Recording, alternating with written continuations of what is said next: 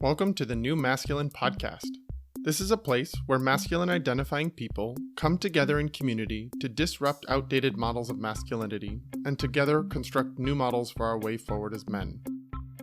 As a special note, while this conversation is between men, this podcast values all beings and seeks to create positive impacts for all. I'm your host, Travis Stock. I am a master life coach, an equus coach, which means I often partner with horses when supporting clients, and I'm a teacher. In my coaching work, I am passionate about the balance of masculine and feminine energies in each of us, regardless of gender. I seek to help others nurture a relationship with both types of energy, which often leads to a greater sense of wholeness. And yet what I found in my work with men is that many of us have been taught messages about what it means to be a man by first teaching us to avoid anything that is associated with the feminine. That avoidance leads to few experiences of intimacy, emotions outside of anger, vulnerability, or even a sense of belonging. Striving to comply with these models of masculinity has many of us feeling isolated, ashamed, unworthy, afraid, angry, and depressed. That's why I started this podcast, to bring men together who are ready for something new, something more whole. I see my next guest also inviting men into that space in the work he does in the world. Bar-Sela is a fellow life coach who works with individuals, groups, and corporate leadership teams. Some important identities for him are being a queer man, as well as a compassionate listening facilitator. I was able to attend a workshop that Gil hosted earlier this year, and I marveled at the introspective space he held for a group that was mostly men, something I rarely see in the self-help world. In our friendship, we often talk about masculinity, queer male identities, and how we can support each other's missions to create changes we most want to see in the world. I believe Gil has much to add to this conversation due to his personal, professional, and cultural experiences that have made him the man he is today. Welcome, Gil. Thank you, Travis. Thank you for having me. Yeah. Why don't you share a little bit more about yourself before we jump into the conversation? What do I want to share?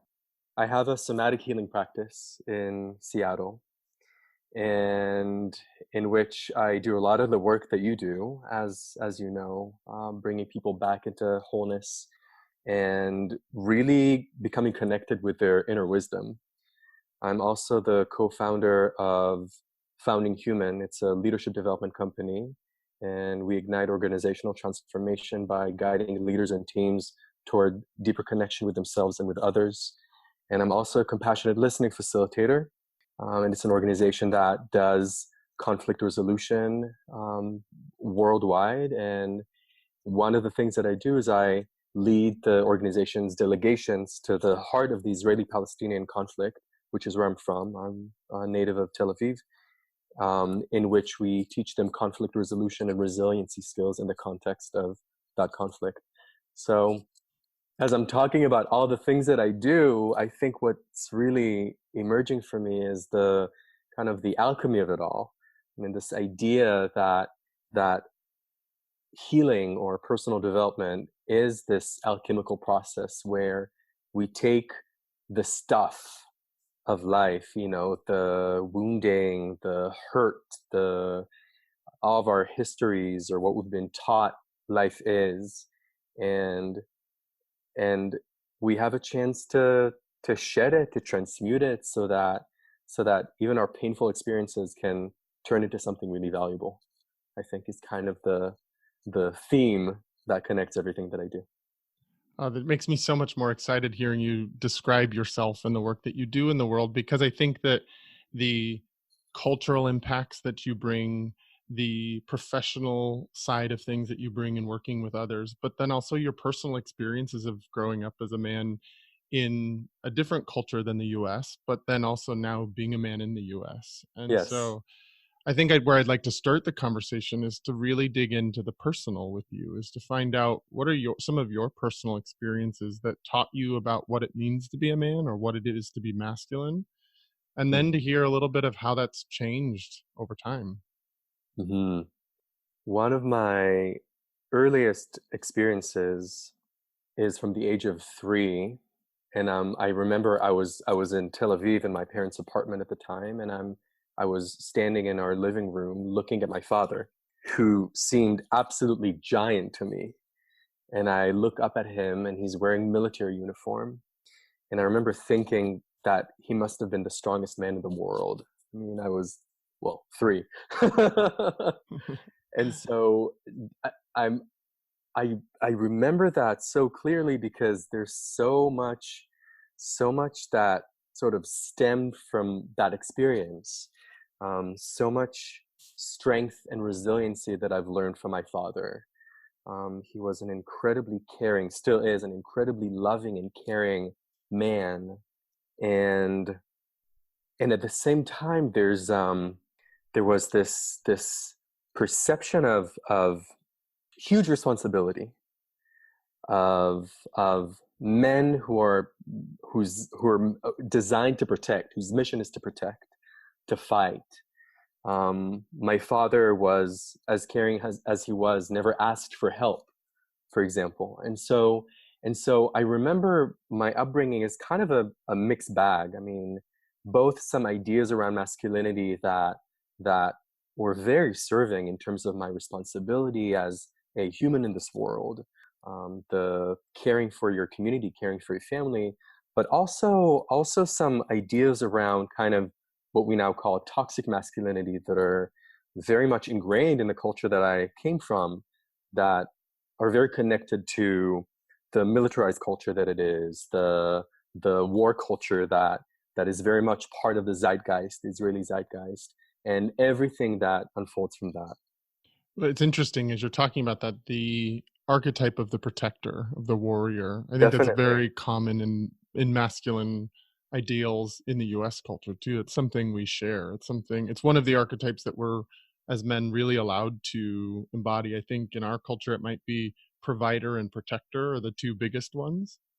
And Hmm. it sounds like there's some similarities in that. And some of the words I pulled out of what you were saying were strength, resilience, that there was a huge responsibility that it was to be a man in your There ideas. there was a huge responsibility, and I think that's something that is a huge wound for men that kind of gets overlooked in many ways. There's the perceived responsibility that comes with a huge burden. Now, if I look back at that memory specifically, I mean, I was 3. The year was 1982. Israel was in a state of war with the Palestinian PLO, with the Palestinian Liberation Organization. We can go into the history of that, but there are some experiences that do do feed into that idea of protection, right? That do kind of inform that idea of protection that I think many of us have carried. And growing up in a culture where it is in war times, was conflict a part of what you understood as masculine? I think the reality of war is somehow tied to what I perceive to be masculine, in the sense that the entire collective wounding of my culture, the Israeli culture, really stems from a lot of trauma. And trauma of annihilation, trauma of the Holocaust, and then coming to a state and being able to really stand collectively on their own 2 feet. And there's there's a response. That piece you brought up around trauma, about sort of being raised in a culture that has a lot of trauma attached to it, knowing who you are, also you belong to a community that in your queer identity that has a lot of trauma attached to it too. And so I just find that interesting that some of the intersectionality that creates who you are as a person does have trauma attached to it and does have ways in which power has been taken or then asserted. Hmm. Yeah, yeah, it's very true. And I think you're very accurate to point out at the similarities between the two. And I mean, if I look at the Israeli wounding, this experience of collective trauma, of the fear of annihilation, and and everything that stems from that, it's a classical story of victim turned perpetrator, if you look at it that way. And so nowadays I have a lot of compassion for that response that's really rooted in trauma, and while carrying a lot of the hurt around the suffering that it creates. And I certainly had my fair share of personal experiences of being very, very immersed in violence, both as a civilian and as a combatant. Later, years later, in Lebanon, basically continuing the war that my father's generation had started. And so that trauma goes through generations, and it informs the field in a certain way that perpetuates war over time. And and I think it's the responsibility of each of us, both individually and collectively, to wake up at least to the level of understanding that it is trauma, the foundation of it, that really informs everything that we do, and the matrix through which we experience life and the events around us, and out of which we respond. And Absolutely. and making the connection between that and my queer identity, certainly a lot of trauma there. And I think from a first of all, from a personal perspective, there's a lot of shame that I had to go through growing up in a very kind of macho society, a very, very, very heteronormative, very kind of, I mean, sort of all the kind of Middle Eastern slash Mediterranean cliches that you can think of, and not really finding myself in that at all. And with that, there were a lot of experiences of of shame, of feeling this lack of belonging, or really searching for my own identity or the ground to stand on. I remember years later, I moved to New York and I became an actor shortly after my military service. And as I was pursuing my acting career, I sort of noticed the stories that I was telling myself about my sexuality, about being gay in that environment. And at the time, I didn't really believe that I could thrive as an openly gay man. It was kind of like the Tom Cruise syndrome. I felt like I needed to sort of hide my identity or pretend to be something else in order to get the roles that I really thought I was right for. And so a whole nother level of trauma, but definitely deep wounding and a lot of searching that I needed to go through in order to really understand the depth of the trauma that masculinity has um I wouldn't say the injuries of masculinity, but really the wounding of perceiving it as such and embodying it in that way. That embodiment piece that you're talking about, I'm just struck listening to you about how, in many ways, you had models of masculinity, some good and some challenging, I will say, that you absorbed over time. But then there was this level of integration that you went through where you had to embody different parts of the masculine that may or may not actually have been in alignment for you, being a combatant in war. Hmm. Um, Stepping into the actor identity and trying on different identities and learning on a deeper level how we're all putting on masks of identities, and how playing an actual professional role of doing that can actually take your trauma and dive it deeper down into a place of integration because you're practicing hiding all the time. Hmm. Yeah, I think part of part of my own journey, and part of the journey that I take my clients through, is really finding their own authentic expression of both the masculine and the feminine. I mean, we embody both. And I love your use of the word mask. I mean, the masks that we put on, the roles that we play. There is this, performance that we put on, whether as male, female, masculine, feminine, whatever it is, that is completely based on the ideas that we got from society of what is okay, what is not okay, what's acceptable, what's unacceptable. And what a beautiful journey it is to really dive deep into your soul and find the synergy between the two, and the alignment. And I think that that is exactly what it is. There is an alignment between these two forces that, once alchemized in our own bodies, can actually set the stage for a true and full expression of our being and our beautiful gifts. Yeah, and I'm very curious how that process has been for you. Like, how have you recognized the parts of masculinity that weren't really in resonance with you or that weren't aligned with sort of your inner being? And how have you freed yourself from some of these things that have been integrated that have been based in trauma? There's so many places It's I a big could question, I go. know. So many places I could go.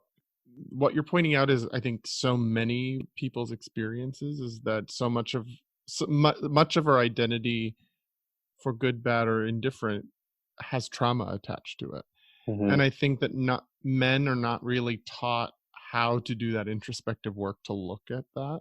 mhm, And I think what I notice in you is, hearing your stories, I'm deeply impacted by the level of trauma that was present, but I don't feel that from you as I engage with you throughout mhm, life. And mhm. so you have clearly walked that path for yourself, and you are guiding other men to do that. And I'm curious if you have any insights as to how that process begins and what are some of the steps of it. Yeah. It really starts with deep listening.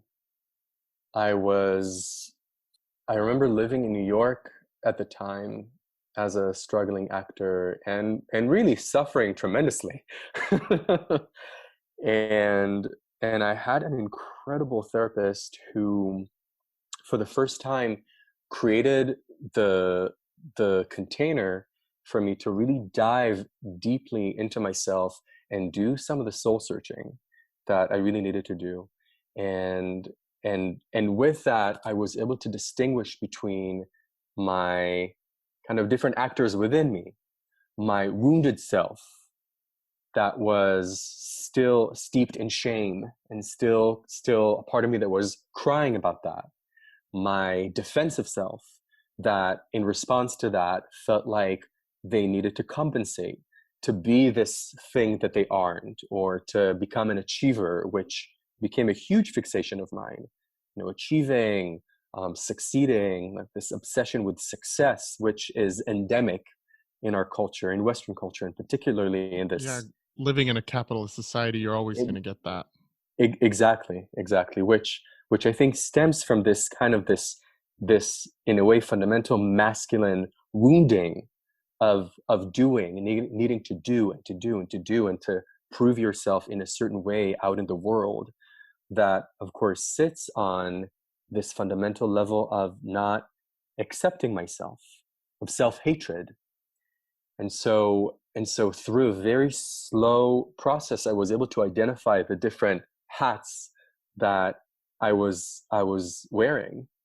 One of them was the wounding self, one of them was the defensive self, and then the other and most important one was the expanded self. The expanded self that's connected to my core power, the expanded self that's connected to an authentic being that's beyond my wounding and beyond my fixations. And beginning to listen to that voice and really paying more attention to that was the beginning of my own healing process. It's so exactly what my experience is that self-hatred and that's under there. And I wonder if all men feel that, or if that's unique to queer men, or if I'm not exactly sure. But as a fellow queer person, I really feel that that was similar to my experiences. There was that sort of underlying self-hatred, and then the desire to accomplish out in the world to cover that up, to get worthiness outside of myself, and how unsustainable, how unsuccessful that actually is at creating an internal sense of worthiness. And I love that what you're talking about is that deep listening to self, and deep listening to each of the parts of self, each of the voices that are talking to us at all times. And the last piece that I hear in that it really wanted to point out was you were mentioning with as you were integrating as a child, watching your father, the part of the masculine that's afraid to ask for help or that just doesn't ask for help.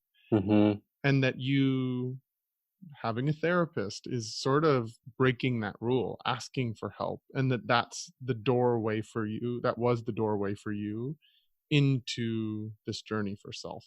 Definitely. My mentor likes to say, we come together to do the work we cannot do alone. And that has been 100% true in my own healing experience, and I see it with my clients all the time. My clients, my workshops. That's the value of community. That's the value of a therapeutic relationship. That's the value of friendships. And so I definitely second that. But I also want to say, I mean, you were referring to, that self-hatred as perhaps a masculine phenomenon. I don't know if it is. I think it's maybe a human phenomenon, or at least a Western phenomenon. I see that as the core wound of almost everyone I'm in conversation with. And the expressions of that are very different. And I think there are differences in terms of the expression between the masculine and the feminine at times. But I think that core wounding is universal, and maybe that's actually an opportunity for all of us to sort of connect around that human fragility. Oh, yeah, it's so obvious now that you point that out. As I look at my client work, which often can predominantly be with women at different points of my career, it's happening there too, and it's happening for people just in general. And I think what I notice is that at least in Western culture, as you were talking, there's so much shame embedded in every system that we engage with, whether it's the fashion industry or the aesthetics or our school systems, where there's one person at the front of the room that knows all the answers and the kids have to sit still and Yes, guess, and then they're shamed if they don't. There's so much shame that isn't always necessarily with nefarious intent, but it does get integrated. It does get taken in by us throughout our lifetime. And I think you're right that it is one of the core, most profound challenges that we're navigating. absolutely. And when I sit with my own shame, or when I have an opportunity to deconstruct it with clients, what I often arrive at is that even underneath that experience of shame, there's an experience of disconnection. And if I think of the the connection between all of the different components of this conversation, it is disconnection. We're born into this world with this body, and pretty quickly cultivate this perception of disconnection from other people, disconnection from the land, disconnection from our own bodies. And so we have developed this kind of individualistic perception of ourselves that is devoid of the really incorporating the broader fabric of society, the broader fabric of this whole universe, definitely the connection to this earth, that I think leads us to feeling this tremendous sense of shame when we look at someone else and see something that doesn't look like us, when we see something that tells us the way you are in your articulation is not enough, because we forgot that in a very deep sense we're connected to each other, we're connected to the universe in a very profound way. And I know it sounds very spiritual what I'm saying right now, because it is, but I think really the underlying current of all of it is this fundamental experience of disconnection. And in its masculine articulation, there's all of the kind of global expressions of uber capitalism, of war, of success, of achieving, of externalizing, of doing, that is very endemic to our society. But I think it stems from that. Do you think that that's a natural consequence of living in a patriarchal society? Do you think that it always ends up in that? Because to me, it almost seems as though that's the shadow side of a patriarchal society. There's divine sides of it. Think about as we stepped into the Industrial Revolution, it becomes a very patriarchal culture, and it is driving us towards technology, advancement, health things. There are beautiful things that have come out of that, and yet any strength overused becomes a weakness. And then here now we're in the shadow or the weakness side of a patriarchal society. Hmm. I don't know if it's because of that or not. I think every aspect, I mean, you're so clearly pointing out that every aspect has its full potential, its light and its shadow. And I think that's true for patriarchal society too. It's I mean, if you look at religion, people tend to relate to religion nowadays as part of that patriarchal society, and for very good reasons, as means for control and obedience, all of which is true. And also, let's not forget that for many people, many religions have provided a path towards spirituality and connection and liberation. And Absolutely. so I don't know if patriarchy necessarily is the thing to blame for all of society's ailments. I think what it has become, what humans have made Yeah. of the concept is really where the problem lies. Yeah, and I think that's what sort of what I mean by that it's in shadow. It's not in its divine element. And I think it's true in our conversation just about masculinity and what we've learned. There are beautiful, wonderful qualities of masculinity. There are divine aspects of it. And then there are shadow sides of it. And I Yes. think that that's the kind of the intent behind this conversation for me is to really clearly look at the shadow, bring it out into the light so we have a way of integrating it and finding a new balance. Hmm. What, from your experience, I'm curious, have you observed about the light aspects and the shadow aspects of masculinity? Well, I think that in many ways, masculinity or the masculine energetic in its energetic form, not necessarily male, but the energetic that any each of us can embody no matter what our gender is. It does have very it's directional, it's protective, it creates safety, it leads, it has vision, it is moving in the direction of something more. And those are Hmm. beautiful things. Hmm. And yet, when used too far or too much, it over individuates us. It over separates us. So, as you were saying, it creates disconnection. In my experience, the feminine is what connects. And the feminine has its own shadow sides too. As you get too far into the feminine, you end up enmeshed, and there's no boundary between you and the other, and everything. The momentum stops. Hmm. But the masculine over individuates, and now you're isolated and alone. Hmm. And so I find what you're talking about, at least in the model that I play with my clients, is that it is the over leaning on the masculine that has created that fundamental disconnection Hmm. that disconnects us from our understanding of our impact on others, our impacts on ourselves, our impacts on this planet. And I think that's why it's so important to be having this conversation is because if most of us have had that modeled to us, that sort of over identification with the masculine, how do we create new models where there's a balance, where we are allowed to collaborate, connect, utilize the feminine space, but still value the divine parts of the masculine? Hmm. Yeah. Yeah, absolutely. And I mean, even as I'm listening to you, even the words masculine and feminine have become so loaded for so many people. And maybe it's worth inviting our listeners who are impacted by these definitions themselves to entertain whatever kind of oppositional poles they want. I mean, you can think of it as yin and yang. You could think of it as the sun and the moon. You could think of it as red and blue, right? Whatever it is. I mean, all these are only mental constructs Hmm. that serve as sort of a sort of signs for us to kind of orient ourselves in this human existence. Well, I love that you're bringing that up because I think it's the fundamental challenge that I've been having while having this conversation is that I am a queer person. I belong to a community who is disrupting gender norms and Right. disrupting masculine and feminine boxes and tearing apart gender boxes for divine purpose. And I really want to honor that.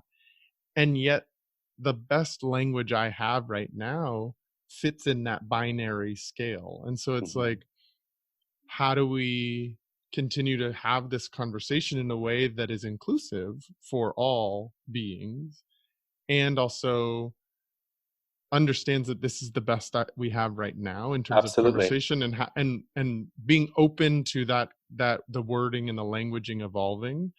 But it is the thing that most people understand, masculine, feminine. That is a binary that people really get. And Mm-hmm. so instead of forcing the binary, using the binary to evolve us. Yes.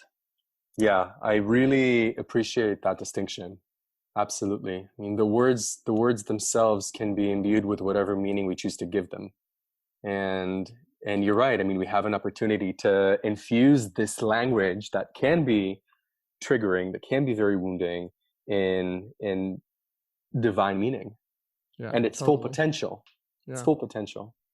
So as a coach in the world, or in the various types of facilitation that you do, in your work with men, I've noticed that you do have a good amount of male clients. Yes. What are you noticing are some of the challenges, some of the men you're facing? Do you notice any sort of patterns or kind of norms that you're seeing the male clients that you're working with navigate? Hmm. It's so interesting. I mean, in a way, there's each person is completely unique. And in another way, I'm witnessing universal experiences that are completely shared between each and every one of them. Some of the common threads I've noticed was definitely self-hatred. A lot of self-hatred, as we talked about. With the queer folks, there's a lot of shame around sexual identity and sexual expression, and and as a result, an embodiment of some of what we now call toxic masculinity, some of the overcompensation. Absolutely. That's a very common thing that I see in my practice. With my corporate clients, I tend to notice with many of them a desire to become more, um, to cultivate a higher level of emotional intelligence, and and at times there is a gap between what they have allowed themselves to do and to be. It's really about giving themselves permission to feel and to lean into everything that generates. And I think that giving yourself permission is sometimes the most challenging part of it because in order to give yourself permission to do that, you have to break the cultural rules that we were all raised with. The Yes. ways that we chastise men and the ways that we playfully shame each other into staying in this narrow version of masculinity. And we Hmm. are all raised in that. We've all had that sort of sometimes playful, sometimes direct bullying ways of keeping us in line as men. And as soon as you step out of that, there's an implication of weakness, femininity, um, using the words that have been used against us as queer men, fag, homo, Hmm. used in those pejoratives that are used to keep men in line and say, no, that's not what a man does. And so I think that's the fundamental risk that's a part of of giving yourself permission is you have to be willing to break the rules. Yes. Yes. And I think for us specifically as queer men, we do occupy this middle ground that allows us to look at things differently, to ask questions. I mean, I really think my identity as queer has a lot more to do with being able to ask difficult questions and make my own decisions rather than who I'm attracted to or who I sleep with. It's that it's that disruption of the status quo. It's that questioning of of, wait, what am I actually carrying in my body and how much of it is actually serving me? And so what do I want to do with it? And within that, I mean, if we just give each other the gift of asking questions, of being able to be in a space of inquiry, that's where transformation can begin to occur. Yeah, absolutely. I That's one of the things that I keep finding is that while our queer identities sometimes have been based in trauma, they're also ones that, with some work and some play, can actually be a place of freedom. In many ways, I see myself as having more freedom than a lot of cisgender heterosexual males who are in that sort of narrow box of masculinity and can't step outside of it. Yes. I've been given permission because I've already had to challenge my identity. I've been given permission to do that work that you're talking about, to listen, to ask questions, to challenge the norms. Because in many ways, I've already failed at that, at being in that masculine box already. Might as well have more freedom to explore whatever I want. Yes, and I think that work continues to evolve over time, and particularly now when notions around masculinity are really, really changing with Me Too and everything that opened up, and with that ongoing question, I mean, I remember when all of that was taking place, and we started hearing stories from women about everything that they go through, and I was invited by a friend of mine who's a consultant to co-facilitate a workshop around safety in the workplace, in the Me Too era. And so I had an opportunity to dive very deep into a lot of research and a lot of the stories. And as I'm listening to all these stories, Travis, I cannot tell you the amount of shame that I was experiencing in my body as a man, definitely as a queer man, realizing my own blind spots and the male privilege that I was holding too. You know, I was so attached to my own sort of oppression story and liberation story and evolution story that and all of a sudden I'm being confronted with experiences of women left and right that I had no idea was happening every day all around me. And that moment of realizing that, you know what, I have a long way to go as a man holding a position of privilege in the society, as a queer man in particular who is a lot more sensitive to all these nuances, just understanding that, wow, there's so much that I don't know and there's so much that I take for granted, and really working hard to dismantle that. I appreciate you bringing that up. I had the same exact experience. In my previous work, I was a social worker. I was in communities and in spaces and working with clients all the time that had this going on in their lives. And yet I was still completely shocked when saw how many of the women that are in my personal life acknowledging what was going on. Yeah. And something that's so beautiful that you brought up is that you felt the shame arise in you, even as a queer man, even as a man who is not likely to be an offender of that movement, and Right. yet, at least towards women, and yet you could feel that there was work in there for you, Yes. and that you didn't overly personalize it, meaning like, "Oh my gosh, I'm," and get afraid of the shame that came through. You actually took that on as a place to work, a place to dive deeper, a place to go further into your learning about yourself. Yes. There's a place of radical responsibility that comes with the understanding that there's we're all in it. There's nothing outside of us creating this thing, these ideas, these concepts, and how we want to evolve with them. You know, there's no me as a queer man standing outside of notions of masculinity as they were, you know, as they have trickled down generations. I'm a full participant. I embody it too. And so I'm an agent of change within that, not outside of it, but within that. So, how do you dive deeper with the shame rather than running away from it? I think so many of us don't have skills to actually navigate our own shame. Like, how did you give yourself permission to own the responsibility of that? Oh, I never thought about that. There's a lot of men that I've heard speak to, but I'm not that, and yet I feel attacked, or yet I feel I'm lumped into that. Yeah. And then it almost becomes like, okay, now I'm the victim of this story. Mm-hmm. And I can see that playing out in some different scenarios where all of the conversations that are being had around toxic masculinity, around Mm-hmm. rape culture, around consent is bringing up this insecurity in men and an unsureness as to where to move or what to do. There are a couple of ways that I see men dealing with that as they either avoid the conversation altogether because it's too complex and they don't know what to do, or they push against and they fight it.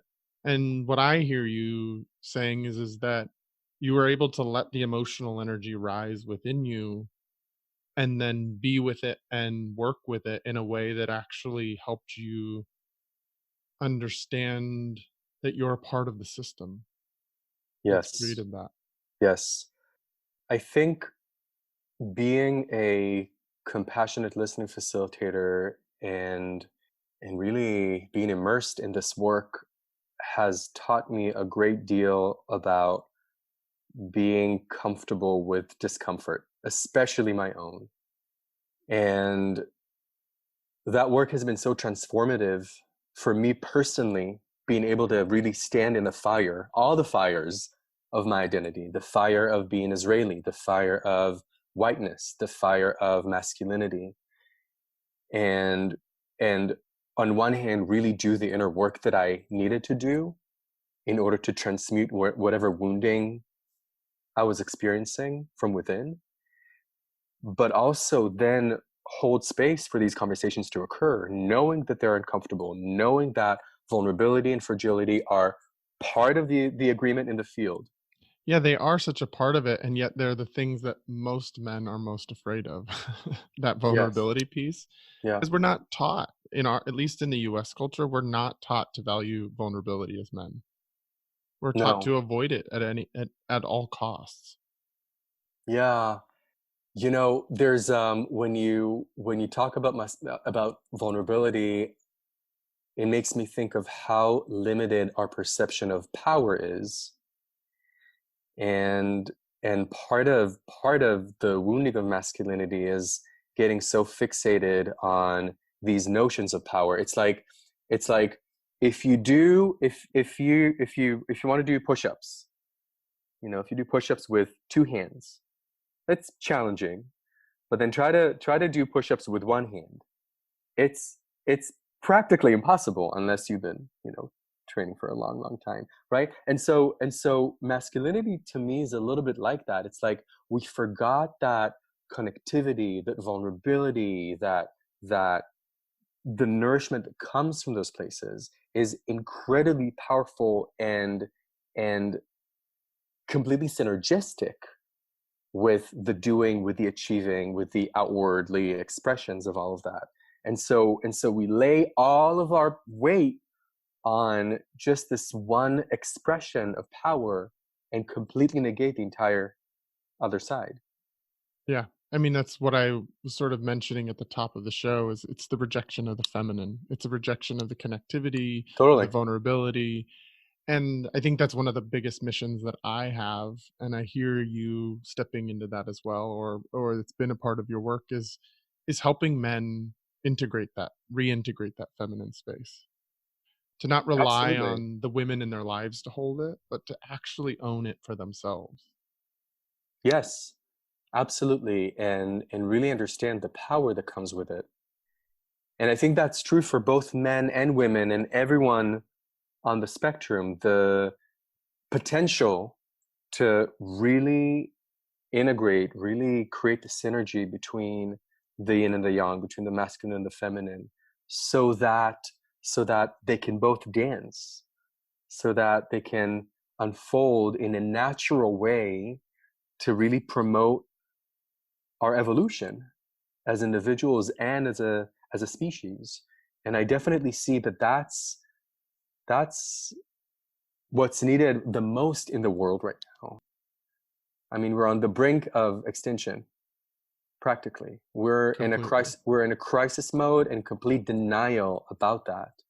And we are in this situation because we're so used to our, you know, patriarchal, external, disconnected ways. And so it's truly becoming an emergency for all of us individually to change the field around what it means to be a man, what it means to be a woman, and, you know, and the synergy of the two forces within us, so that collectively we can create some change. Totally. And I love that your work in the world is such an embodiment of that, or at least from my perspective. You're going into these corporate and executive leadership teams and you're creating change, you're disrupting change. And some of the tools that I know, like compassionate listening, that you utilize are quite feminine. You're going into Mm. these pretty masculine spaces that are Hmm. about capitalism and about more. And you're going in and saying, let's listen. And you're disrupting that model and integrating a feminine energy in it, and not in a confronting way, but in a integrated and balanced way. Yes, I find that particularly in those environments because all these elements of growth and capitalism are so valued beyond anything else. There's an even more acute sense of alienation from the body, and even within teams from each other. And so what you see a lot of the time is experiences of mistrust and lack of belonging and lack of alignment, miscommunication, all of which are environments that are, of course, incredibly toxic and also affect the bottom line in a very meaningful way. And so I think this is a really interesting time to be doing this work, because there is an awakening and there is more receptivity now than I've noticed ever before to. And part of it is because there's the realization that one is connected to the other, that creating more thriving environments will affect the bottom line. But I think it goes beyond that. I think there's really, we're experiencing a moment in time right now where something is shifting, and we understand that it's our livelihood that's on the line, and our existence on this planet. And it creates a certain emergent field in which things like connecting to your coworker, creating those open channels of communication, knowing how to self-regulate, knowing how to deeply listen to your body, incorporating your body into your 9 to 5 experience. All those things are really becoming more valued. And I think it's a beautiful and really important trend to pay attention to. Yeah, it feels like a full embodiment as a human, as a being, not necessarily. I think in our culture we've gotten really comfortable from living from the neck up. We're Yes. very mind based, and we're very Yes. like get the task done and do that. And we disconnect from our body's wisdom, we disconnect from the wisdom of the heart that connects us. We've disconnected from our spirit. And so we're only living a very um pinched off version of ourselves. Yes. And it sounds like the work you're doing is inviting people into more alignment. And I totally agree with you that I see that happening in lots of places. My partner is doing work in the fulfillment and purpose economy, like people wanting a sense of fulfillment and purpose in their work. Yes. It's happening all over the place. I know there's a lot of jobs out there that are hot right now around diversity, equity, inclusion. How do we create Hmm. diverse and inclusive spaces where people feel welcome and people want to do the work, not that they're forced to do the work or that they're held hostage by a paycheck, but that they have a sense of wanting to be there. Yes. Yes. And I think that's the gift of crisis. I mean, we experience such intensity around us politically, economically, ecologically. And the gift of it is that it's incredibly generative. You see movements like Me Too, you see Black Lives Matter, you see all these trends in the workplace, you see real meaningful steps. You see holistic medicine taking root. You see the um, incredible changes in incorporating the body into the way we treat our mind and our soul. Psychedelic medicine is having a Huge. huge renaissance. So all of these different elements, I think, are really the gifts of the deep crisis we're in. Yeah, and I think that's happening on a sort of global and a very meta perspective. But I also want to bring it back down to our conversation around masculinity, because I think there's a crisis in masculinity right now. Yes. And we're talking about what's not working, and we're talking about the crisis a lot in the conversation. But what I love that you were just sharing is there's ingenuity that can come from crisis. There is Mhm. an evolution into something more whole. Do you have any guideposts or any sort of signs of what is on the other side of the crisis, or what you at least hope is on the other side of this crisis? Mm. Healing is the first word that came to my mind. I my deepest wish for all of us is that we take this moment in time to really listen and heal the wounds of patriarchy and masculinity that we all embody. And I think there is an opportunity for that. I'm seeing I'm seeing men's circles emerging left and right. I'm seeing male-bodied people with a deeper understanding of their own emotional body, and I'm seeing many of them leaning into their female counterparts, non-binary, to really hold them to be held in a space of accountability, and those are really, really promising trends. It's the beginning of the journey, Yeah, it's still but the beginning. I'm seeing some very promising signs in that regard. Yeah, that's absolutely true. I've seen groups, the Mankind Project is doing that kind of work. Yes. And something I love about the work that they do, I haven't personally experienced it, but from the people in my life who have, they actually they recognize sort of the power differential between straight identifying people and non-straight identifying people, and acknowledge that there's an imbalance in representation. And so there are times, my understanding from what I've been told is there's times throughout their facilitation where they actually flip the ratio, where then it becomes the men of the LGBT community actually holding the facilitation role and holding the power spot, as a Hmm. way of deepening the conversation and the way of being more inclusive. And so I love that there are spaces that are doing that, that are bringing in those of us who have some more exploration, have had some more exploration of the feminine, and are integrating it and to bring us into the conversation as well.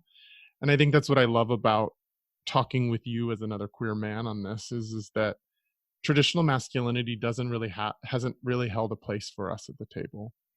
And this is us Right. taking our seat at the table and saying, we're in crisis. We might need to look at this a little differently. Yeah. And maybe we have some pieces of that, Yeah. And we have a perspective to offer. Yeah. a valid and important perspective. Quite. Because Yeah. we've had to navigate masculinity in different ways than cisgender heterosexual men have, because our identities challenge that. Yeah. Yeah. And I think that capacity to really entertain multiple perspectives and come to a realization that there's so much wisdom in all these ways of being is is incredibly important, and I think gradually becoming more seen. I remember, I think my very first experience of really understanding the the need for this kind of skill that really led me to doing the work that I do now with compassionate listening. I was Can I share this story? Please do. I was I was visiting a friend in Sweden many years ago. I was still living in New York and visiting um, a friend of mine from school who went back to home in Stockholm, and that was midsummer.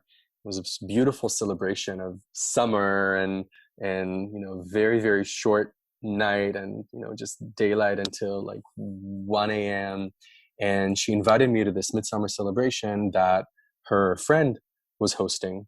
It was this beautiful house, beautiful garden. Everyone's having a great time and drinking and celebrating. And I got into a conversation with the host, and her name, I believe, was Christine. And knowing that I was from Israel, we got into a kind of a pretty quickly into a heated political debate. And pretty quickly I realized that she was, quote, self-identified pro-Palestine. And I'm borrowing this term because I really don't believe in this kind of binary, but that was the quality of the conversation. And so very heated, very aggressive. And at some point she asks me about my upbringing or my family, and I tell her about my father and his military service, and from a place of really serving his country. And I throw all these platitudes around of it's very complicated, and there's been hurt on both sides, blah blah blah. And as I'm telling her about my history and about my father, she says something really quite nasty along the lines of, well, your father must be some crazy motherfucker, huh? Wow. Like that. Oh. And I'm immediately taken aback, and that was the end of the conversation. And I exited as gracefully as I could, saying, well, okay, if you're ever interested in actually having a conversation about that, I'm available. And after a few days, I went back home. My friend, by the way, who invited me, was furious that I was so mistreated, in her opinion. And I went back home, and for some reason, that conversation never left my mind. And I was just so, and the thing is, I didn't feel like I was mistreated. I didn't feel angry, but that experience of being confronted by someone whose perspective is so radically different than mine, that I had never experienced before, did not leave me. And I kept thinking, what is it that I'm not seeing? What is it that's on the other side? Where are my blind spots? What is my responsibility within all of this? Like, what are the root causes of this conflict and all conflict? What the fuck is going on? And it really rattled me. But it was such a gift, because through that kind of that disruption, through that violence of that moment, through that very painful perspective that she offered me at the time, that was the beginning of my journey of really doing the research into the culture that I came from and the collective trauma, and discovering compassionate listening, and really, really diving into the healing work that I needed to go through in order to be a voice of change in this way. And so again, I think there's tremendous potential in really understanding the power of disruption, and also the power of having everyone at the table, of entertaining multiple perspectives, because everyone has a right for a partial truth, right? Everyone has an angle. And I think if we're actually able to do so, if we let go of the identities of the kind of the toxic masculinity, the whatever, the queer, whatever it is, and really, really dive into the human experience that we all share, and lean into what it is, I think we have a chance of really tapping into some collective wisdom that's very needed right now. It's a beautiful story that illustrates a lot. And what I'm struck by is what could be an uncomfortable or challenging conversation actually sent you off on a trajectory of leading you towards more of your sort of sense of dharma in the world, or your sense of purpose. Yes, and thank you for distilling it in that way. Definitely a sense of dharma and purpose. Yeah, and I find myself unclear as to how we get to where you're talking about, where we strip the identities and we actually listen to the human experience. Because in some ways, at least in my experience, the identification piece, identifying as something, identifying as queer, identifying as a liberal, identifying as a conservative, is a part of the journey. I Mm-hmm. know when I first came out, it was very important for me to identify as a gay man. Yes. to say that, to lead with that identity, because it was a part of my integration. It was a part of me doing the work to hold an identity that I had was so ashamed of for so long. Hmm. And holding that identity was a really important part of it. And I can see through watching my trajectory, it's become less and less at the front of where I lead. There's so many more interesting parts about me than being gay. Hmm. And yet it is an important part of my identity. And so as I hear you talking about, as we tear the boxes away and we take away the sort of identification boxes and listen to the human experience, I think that is where we're headed. And I'm not always sure how we get there collectively. Hmm. I th- I think I think of our identities. Our identities are lenses, essentially. They're points of view, they're perspectives into this human experience. And in that sense, they're incredibly important because they inform the way we see the world and provide certain experiences, some painful, some very joyful, some dark, some very illuminated, out of which we have the opportunity to learn and grow and kind of make sense of the world. And so our histories and our identities are incredibly important. They're an incredibly powerful part of this conversation. And I think we have an opportunity to kind of hold them, whether it's male or white or American or Israeli, just hold them with dispassionate care, kind of like the basket that I came into the world with. Oh, look at this interesting basket. What have I learned about whiteness? What have I learned about masculinity? What have I learned about my Israeli identity? And and and through that process, take the opportunity to heal and then also to connect, because ultimately we all have our own little baskets, and underneath it all there's a human that's way beyond all of these identities.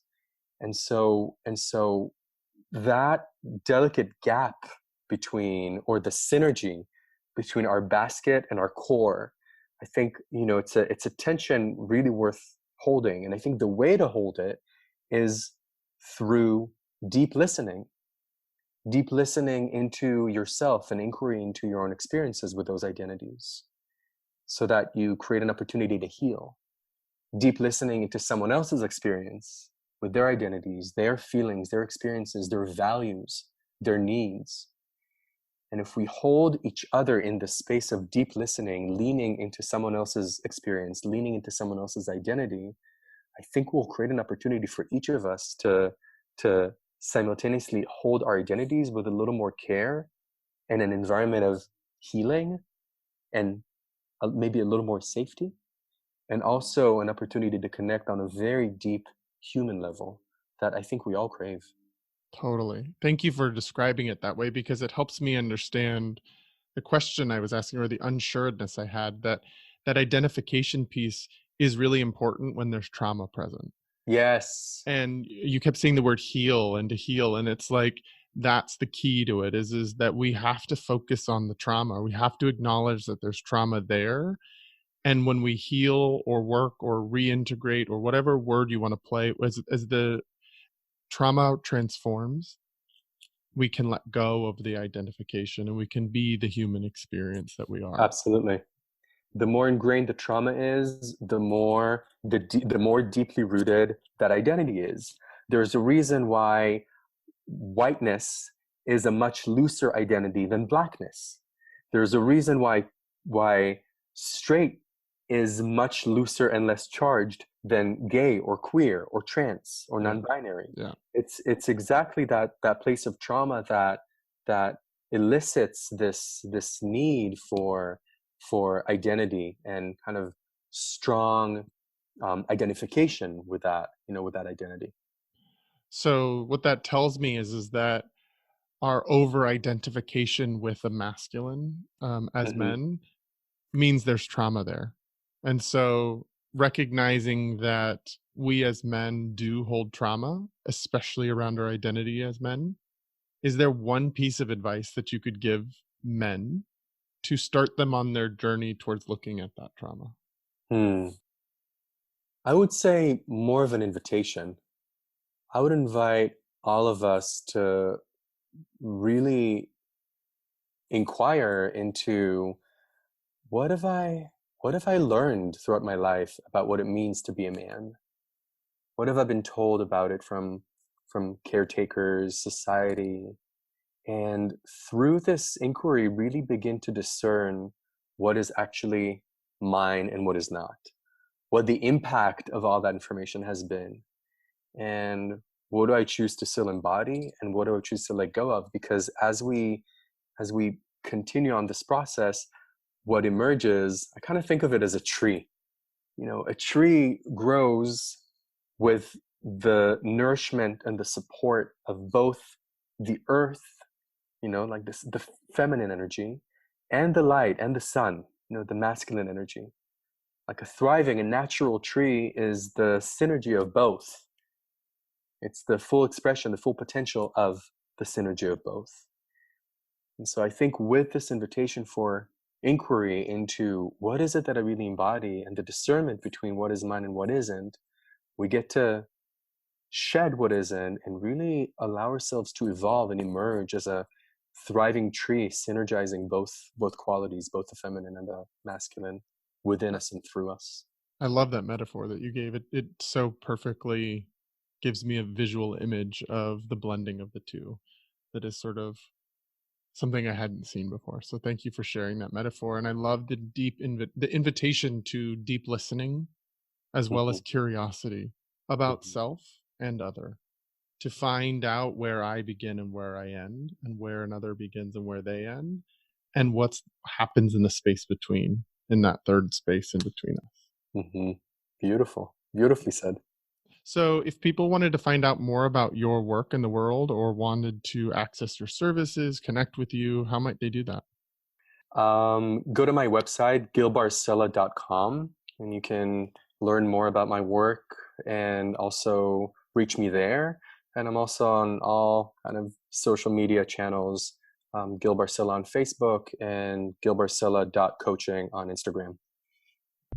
Thank you for being a part of this conversation. And what I hear throughout this conversation is that both of us are really invested in this work with men and transforming this. And here are two men that are ready to help mentor, support, coach, be in the space for other men who are ready to do that work as well. If you want to connect with me, you can go to my website at travisstock.com, or you can check me out on my Instagram. It's both personal and business stuff at Travers03, or you can find me on Facebook.